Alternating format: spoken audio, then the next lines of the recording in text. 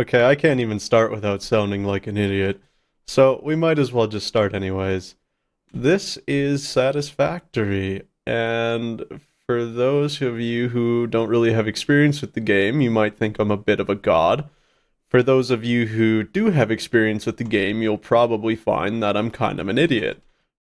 You know, typically as you play this game, we're starting right in the middle of it because I'm an idiot and decided that, now, when I'm already 220 hours into my save, that this is a good time and would be engaging for people to watch. So, what am I still doing here if I beat the game, you ask? I have been asking myself that every single goddamn day for the last week or so. I thought, well, I kinda like this game. And, I'm just not quite done with it yet, we have everything unlocked. Usually you would build resources and you would unlock tiers and it would actually give you new and exciting things. And that would be wonderful. But I've done all that. There is an achievement.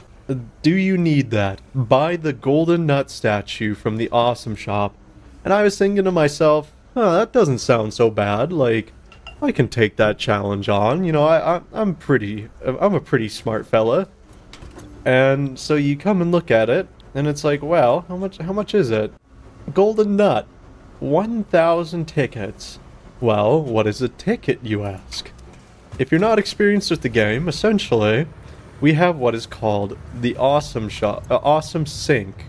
And what it does is you can recycle resources that you are no longer using, and it will give you points based on how difficult it was to generate that item. The only problem is that the more tickets you get, the more points it will take to generate the next ticket. Right now, we are at 734 tickets, plus the 10, 744 tickets. So, when you think, wow, 250 tickets, what was the actual point for you even making this video? That is fucking stupid. And intuitively that feels correct, but because each ticket requires more points, we're actually nowhere goddamn close. And so what I thought would be an easy challenge has turned into this. Remember those simple machines that it took to just beat the game? Well, things have gotten a lot more complex, and I am sort of really proud of the designs that I've built. But I gotta say, if you're watching this expecting some beautiful factories, let's say with walls and designs, you are in the wrong goddamn place. I build things efficiently, and boy do they look terrible sometimes. A lot of times you start to lose scale when you're just zipping around in the air. But let's take a little tour of the factory that we have built so far. So, in the Golden Nut Run, what we're trying to achieve right now is we are trying to build what is called the, I believe, Assembly Director System, and we'll check in this machine what it takes to build them. Well, these are both pretty high-level parts, supercomputers, and especially the adaptive control unit. The reason we're building these is each one is worth about 500 and I think 40,000 points. And that's quite a bit. When we're going for millions and millions of points to get to the 1,000 ticket mark, these points really start to add up. So, the progress that I have made so far, and I will show you. So, what's getting built here is our radio units. And what these radio units are used for is an alternate recipe for supercomputers. Supercomputers can be built with all these materials, or you can use radio units, put them with cooling systems, and then you can get your supercomputers from there. And that's exactly what I'm doing in this little space. We're building cooling units with these two little machines. It actually didn't take a lot of effort. And out comes 24 supercomputers, which is actually quite a bit. I'm using, I hate the name of these things, Sommersloop I always say schloop for some reason, forgive me. But it's very inexpensive to use 4 to double the output of supercomputers for that amount of radios. So that's a very efficient use of them. On this side of the factory, this is, again, both from when I was originally building nuclear pasta. I was building a bunch of heavy frames. And this is very resource expensive. Again, I really do not plan things out that well, and quickly get in over my head when that last little thing I didn't think would be a big deal actually turns out to be a royal pain in the ass. So each 2 heavy modular frames cost 327.5 iron and 150 steel. Well, why does that matter? Well, just in this section, we are building 12 heavy modular frames. We have 6 machines building them. So 6 times 327.5 or whatever that number is a metric shit ton. I'm not gonna do that math in my head. So we are going to face a lot of diverse challenges when we have to manufacture 48 heavy modular frames later on. But we'll get to that. What is this bullshit right here? Well, this is to build the adaptive control units, excluding the heavy modular frames. What comes in here is to build the computers we will need for it. We have, I think, 12 manufacturers building computers. The next portion of it is we needed to build automated wiring, and isn't that great? So these rows of constructors, which are just massive, again using that manifold design, which is very, very inefficient when you have 42 constructors stacked on top of each other. You can see the iron coming, or the copper coming in, and the wire getting outputted. And because we have, I believe, 2,400 ingots feeding each of these... No, it's 1,200 ingots feeding each of these machines. We need 2 outputs because of the 2-to-1 ratio. 1 copper produces 2 wire. Each of these belts can only do 1,200. So this is a limitation late game. Your highest possible belt can only do 1,200 items. So we need multiple outputs for this wall of constructors. As you can see for this cable, we are producing a hell of a lot of it. It goes 2-to-1, meaning that we need to feed 4,800 wire per wall of constructor here, per 42. We need 4,800 wire. We need 4 separate 1,200 belts fed by 2 walls of constructors just to produce 2,400 cable. But we're doing this twice for a total of 4,800 cable and 9,600 wire, using over 4,800, oh actually not over, using exactly 4,800 ingots of copper. For those of you who are new to the game or just haven't heard of it all, that is a lot. If you remember when we were over there, you could see that that miner was producing 300 ore. How do you get 4,800 copper from 300 ore? We'll go over that later. What is this cable being used for? Let's stick with that. This cable is being used over here. We have these assemblers, which are now actually building automated wiring, a high-level part that was originally used for the space elevator to progress the game. However, when you typically build this, you do not build it at this scale. You maybe have 1 of these machines running at like 6 per minute, and then, or even less potentially, maybe like 2 or 3 per minute. And how you compensate is you let it run for a long time. We can't do that with the scale of what we need to build.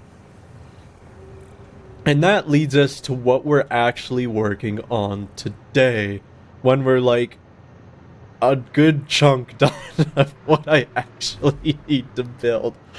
But now that we're done the tour, we have automated wiring. What do we do with it? Well, we need to actually build one of our kind of final components here. One of the last 2 that will be used to build our assembly directive system. And this is the adaptive control unit. So this is what, like, a lot of this machinery outside of that line of the heavy frames has been working towards. All of these machines, all of these machines, like everything basically here, everything in front of you is the result of trying to build the assembly director system, and I can't even say the name of it. That's just how excited I am. So, I've built the manifold system here, or I guess it's similar to a bus. I just have to wire it up, and isn't that exciting? It's not really, but I just want to keep you engaged, so let's pretend it's exciting. So there, I've already gone ahead and wired up the splitters to the intakes of the manufacturers. What I haven't done is gone through and set the settings. So we're just gonna copy and paste everything here because we have 24. Actually, do we? I don't know if we do. Yeah, we do. 6, 12, 24. We have 24 manufacturers, and what we're going to do is we are going to wire them all up outside of... Well, we have some heavy frames being produced, but we don't have enough to saturate these machines yet. But we are going to wire up the materials that we already have so that these can start running, and they can start producing the actual parts that we need so we can generate some points in the meantime. Also, I would like to apologize in advance if anybody has, like, any varying degrees of OCD while watching this, because while my wiring is typically somewhat neat in the places you can see, not everything is perfect, and it's probably just enough where it bothers people. It bothers me, and I'm the one doing it. I'm right there with you. So now that we've trapped in the output of these machines behind this goddamn big-ass barrier, what we're gonna need to do is we are going to need to actually start plumbing things underneath. A good habit in this game is to use floor lifts to work in 3 dimensions. As you can see here, I have a... Okay, maybe you can't, but as you can see here, I have a lot of things working, like, behind the scenes. This is mostly the result of my old factory building very, I don't want to say low-level parts, but relative to what we're doing now, low-level parts.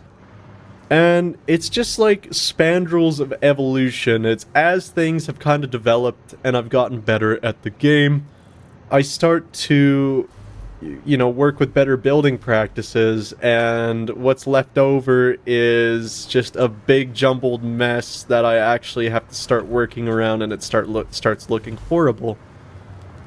But that's not what we should have right now, so let's start trying to plumb things as effectively as we can. We can get away with Mark V belts. We are not working in massive quantities here. So, also, when I was new to the game, something that I wish that I had known is that when you are building conveyor belts, you have a couple of different options. One is the default mode. I watched a tutorial, and what it told me is that what you should do is you go 1, 2, 1, 2, and this will help you make like a perfect curve like that, and that's what I did. And it works, but the problem is it makes a million of these conveyor poles that you gotta delete when you're playing around with it. If you press the R key, which is a super useful key for several different things, you go into straight mode, which is me AF. What this allows you to do is just drag where you want to go, and the conveyor belt will automatically make straight lines. I mean, you can't do corners unless you click first and then go like this, in which case you can do more complicated bends. But honestly, this is a game changer. Just like 2 other quick tips for you. When you go to disassemble something, you can press the R key to do blueprint, and then middle mouse button, like you would be selecting something else, and you can get that blueprint. You don't have to go into your blueprints and reselect the thing over. You press F, and if you're not in manufacture mode, you press the R key, middle click it, and now you have your blueprint. Also, if you didn't know you could middle click stuff, like, goddamn. You're basically playing creative Minecraft here once you get the hover pack. Like, you can float around, you don't gotta worry about, like, walking around on foot and trying to, like, go around belts. Also, players might be wondering, like, yeah, you can fly around and stuff, like, you have a hover pack, that's cool, but how can you build stuff when there is nothing in your inventory? And the thing is, once you get the dimensional depot, which is these fancy little containers that you can store things in, you can upload things to what I'll call the cloud, and you can use those materials from wherever. So if you automate machines to dump materials into there constantly, you can build stuff without having to worry about your inventory. And in fact, your inventory just becomes a massive nuisance at some point. It's something where you just gotta repeatedly dump crap out of. Another hotkey that it will save your life, especially when you're dealing with full containers, is if you want to get like garbage more than one thing at a time, hold the control key, drag it in, and it will remove all of that item type from your inventory. Be careful you don't do that with something you actually need, though, or else you will be a very sad boy. Or girl. I doubt girls are watching this absolute shit show of a video, though. But anyways, I digress. Let's get back to work.